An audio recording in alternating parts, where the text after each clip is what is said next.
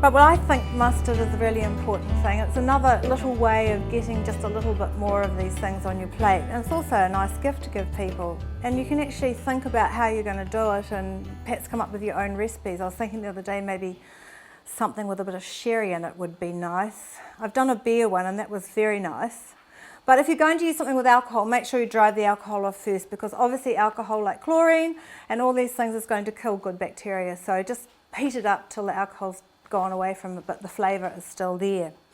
So mustard seeds, they look like this, little mustard seeds, and they come in yellow, which is mild, and the brown, which is not so mild, or it comes powdered up, which is also not so mild.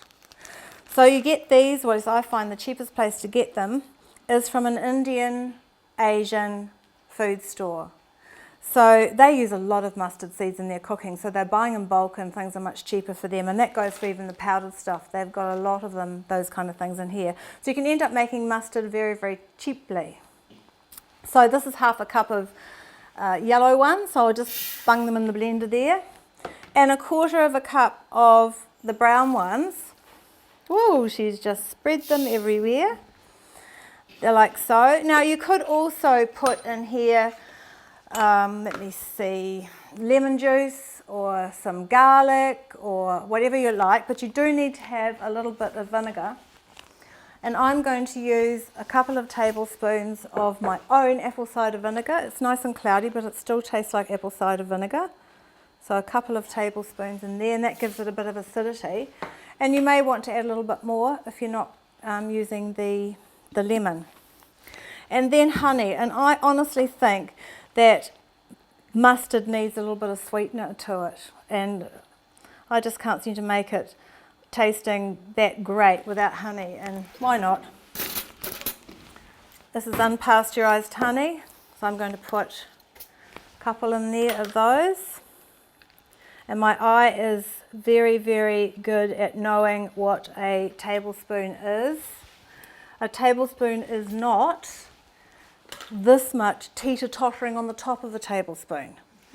A tablespoon is a levelled off device, you know, that's how you measure it, you who are trying to lose weight, not like that. All right, and you'll need half a cup of water. I've got a quarter of a cup measure here, so I'm going to have to do that twice. 1, 2. Now, when I first started making mustard, I turned on the blender and it just looked like a watery mess with seeds floating in it. And that is because I did not leave the thing going long enough. You've actually got to break that seed up to get the sort of thickening bit inside. So it's going to make a noise now. Oh, salt. We should put salt in, I think. And here it is.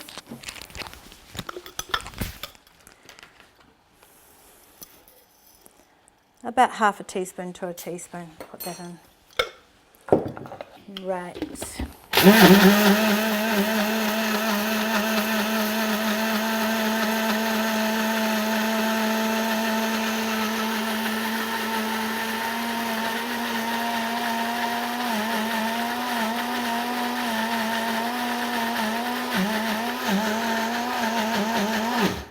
You can see that at first it was just spinning around, spinning its wheels, and even now this is, you can see that the mustard's still not broken up enough and it's a bit sort of watery, slushy. So back on.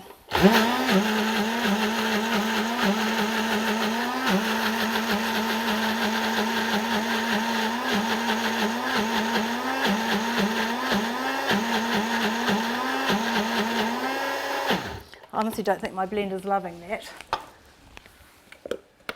And that's looking a whole lot better. Now, like I said, most of the people who seem to be making mustard and putting up recipes on the internet are putting whey in here. And I just don't think you need to do that. I think it's too confusing. I wouldn't do it. If you want to get the thing started faster, then do what I do and get your sauerkraut, because you've got massive amounts of life in here, and just tip ever so little amount of it in there.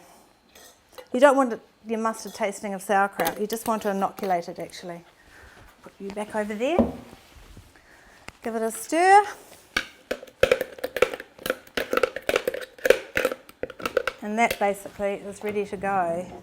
If you don't like staunch mustard, because it's pretty hot. If you're a person who likes your mustard mild, you've got two ways you can do it. You can soak it overnight, the seeds, and just take a bit of their volatile oils off them. Or you can use, like I put half a cup of water in here, you could have put half a cup of boiling water in there. And that also will just take off that really strong heat. I find it actually makes the mustard a bit insipid. I think it's a matter of getting used to the flavour of it. You're not eating it by the tablespoonful, are you? So there we go. That's mine. Now, if you like the look of very yellow mustard, then the thing to put in here is turmeric. That's what they do, you know, they do all that lovely yellow mustard, but actually it's turmeric in there, and turmeric's very good for you, so why not?